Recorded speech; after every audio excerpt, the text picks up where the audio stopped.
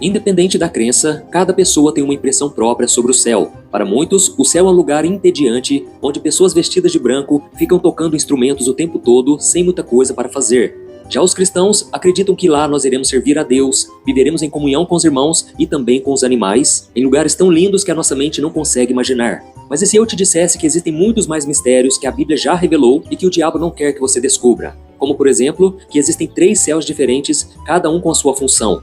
Neste vídeo eu vou te mostrar o que a palavra de Deus fala sobre isso, e a partir de hoje você nunca mais vai enxergar a sua vida e o seu futuro da mesma maneira. Mas antes de começar, eu quero pedir para você se inscrever no meu canal. É só você clicar no botão inscrever-se, que está aqui abaixo do vídeo, e ativar o sininho da notificação para você não ficar de fora dos vídeos que eu colocar, ok? Agora sim, vamos começar.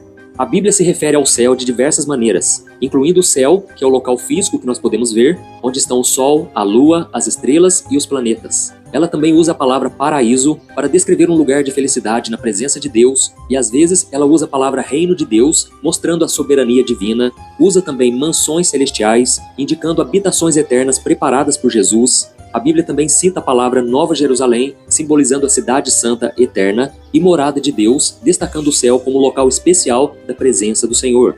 E todas essas expressões só nos mostram quanto o céu é maravilhoso e ao mesmo tempo complexo. E quem nos prova que o céu não é apenas um é o apóstolo Paulo, que fala da sua experiência ao ser arrebatado por Deus. Veja o que ele disse: "Conheço um homem em Cristo que há 14 anos foi arrebatado ao terceiro céu. Se foi no corpo ou fora do corpo, não sei, só Deus o sabe. Mas eu sei que tal homem foi arrebatado ao paraíso e ouviu coisas tão maravilhosas que não podem ser expressas em palavras, coisas que a nenhum homem é permitido relatar."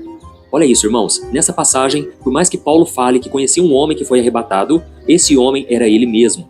E durante essa experiência, o apóstolo viu coisas tão grandiosas que o ser humano seria incapaz de transformá-las em palavras. Além disso, existem outras coisas nesse céu que Deus o proibiu de dizer o que são, e você vai entender o porquê. Mas antes de falarmos sobre as maravilhas e os mistérios desse terceiro céu, nós vamos começar pelo início, que é o primeiro céu, o céu atmosférico. Esse é o céu que nós contemplamos quando olhamos para cima. É nele onde estão as nuvens, onde as aves voam e onde acontecem os fenômenos meteorológicos. Na Bíblia existem várias referências a esse céu, como por exemplo no livro de Isaías, onde Deus disse o seguinte: "A chuva e a neve descem do céu e na terra permanecem até regá-la. Fazem brotar os cereais e produzem sementes para o agricultor e pão para os famintos. O mesmo acontece à minha palavra. Eu a envio e ela sempre produz frutos. Ela fará o que desejo e prosperará onde quer que eu enviar."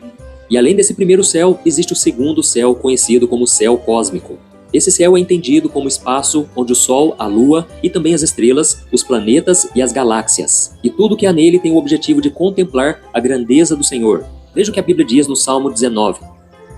"Os céus declaram a glória de Deus, o firmamento proclama a obra das suas mãos." E agora nós vamos falar sobre o terceiro céu. Este lugar mencionado pelo apóstolo Paulo, como ele mesmo disse, é o paraíso. É a morada final dos justos e o lugar mais próximo da presença de Deus. O paraíso representa o destino eterno para todos que aceitaram a graça e o perdão do Senhor por meio do sacrifício de Jesus, e é lá onde nós veremos ao Senhor face a face. O rei Salomão, ao se referir à grandeza de Deus, chamou esse lugar de o céu dos céus, em 1 Reis 8:27. E Jesus, durante uma de suas pregações aqui na terra, também falou sobre o terceiro céu. Veja o que está escrito em Mateus capítulo 10. "Quem me reconhecer em público aqui na terra, eu o reconhecerei diante de meu Pai no céu. Mas quem me negar aqui na terra, eu também o negarei diante de meu Pai no céu." E o próprio Jesus disse que desceu desse céu para cumprir a sua obra aqui na terra, e é para este lugar que ele voltou depois da sua ressurreição. E você pode estar se perguntando agora: "Mas pastor, o que o apóstolo Paulo viu de tão extraordinário e magnífico no terceiro céu?" Na verdade, ele não explica o que ele testemunhou lá. Primeiro porque nem ele, que era cheio do Espírito Santo, foi capaz de discernir todas as coisas maravilhosas que havia visto. Tudo aquilo era demais para a humanidade de Paulo, que só foi capaz de apreciar aquele momento único. E outro ponto que ele também disse é que Deus não permitiu que ele falasse certas coisas, porque as pessoas não estariam prontas para ouvi-las, talvez porque ficariam confusas e com medo de tanta grandeza. O apóstolo Paulo vivia um tempo de muita perseguição e qualquer testemunho sobre o céu poderia ser usado contra ele.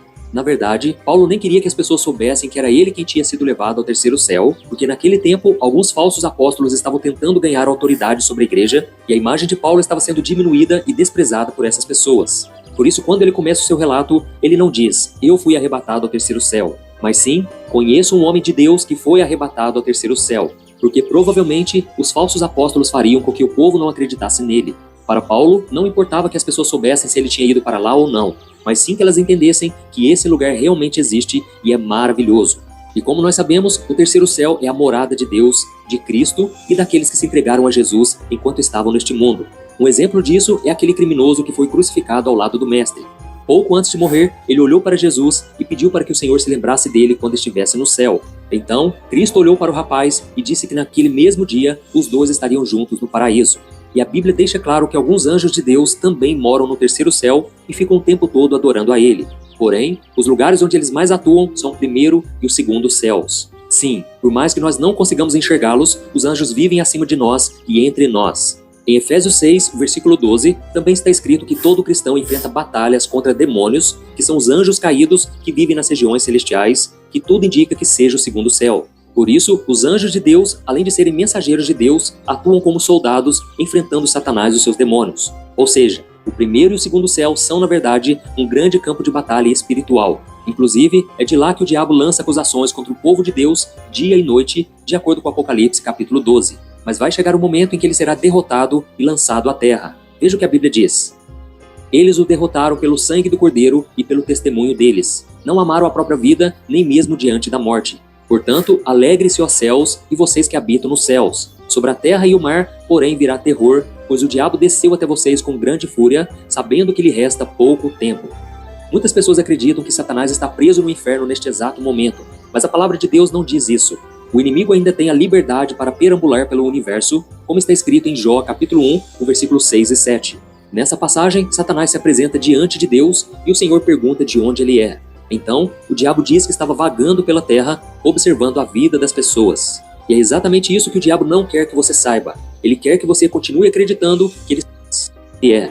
Então, o diabo diz que estava vagando pela terra, observando a vida das pessoas. E é exatamente isso que o diabo não quer que estava vagando pela terra, observando a vida das pessoas. E é exatamente isso que o diabo não quer que estava vagando pela terra, observando a vida das pessoas. E é exatamente isso que o diabo diz que estava vagando pela terra, observando a vida das pessoas. E é exatamente isso que o diabo não quer que você saiba. Ele quer que você continue acreditando que ele está preso no inferno, quando na verdade ele está circulando entre os dois primeiros céus e a terra, fazendo de tudo para te destruir e te afastar da presença do Senhor. E tudo isso para quê? Para que você não tenha a oportunidade de um dia subir ao terceiro céu e viver a eternidade ao lado de Jesus. Por isso o Senhor tocou meu coração para te entregar essa palavra hoje. Ele quer que você entenda que a vida não se resume a este plano físico. O céu é real.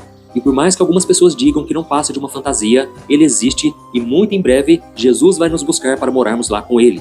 Por isso você e eu precisamos estar preparados para esse grande dia, ok? E antes de terminarmos, eu quero trazer para você uma promessa incrível que vai encher o seu coração de alegria e fazer você olhar para suas lutas e problemas com esperança. Pense nisso. Se a promessa de um céu com ruas de ouro, pedras preciosas e tantas outras coisas que a nossa mente não é capaz de imaginar, imagine só pensar que um dia este céu descerá e ficará aqui na terra. É isso mesmo. Em Apocalipse capítulo 21 fala sobre a Nova Jerusalém, que será um paraíso restaurado, muito melhor do que era o Jardim do Éden lá no início. Esse lugar será marcado pela ausência total de toda forma de mal, onde não haverá morte, lamento nem dor. Lá experimentaremos muita paz e alegria por estarmos na presença de Deus para sempre. E de acordo com o Apocalipse, na Nova Jerusalém, as ruas serão de ouro puro, cercadas por muros com pedras preciosas e portas de pérola que ficam sempre abertas. Além disso, nós não precisaremos do sol nem da lua, pois a glória de Deus iluminará toda a cidade santa. E haverá também um rio da água da vida, claro como cristal, fluindo do trono de Deus. E ao lado estará a árvore da vida. E o principal, nós veremos Deus face a face. Então, meu querido irmão, minha irmã, não queira ficar de fora. Jesus está esperando que você abra o seu coração e creia nele como seu Senhor e Salvador. Amém? Eu sou o pastor Antônio Júnior. Se você gostou dessa mensagem, compartilhe com seus amigos, familiares e continue acompanhando aqui as mensagens. Deus te abençoe poderosamente.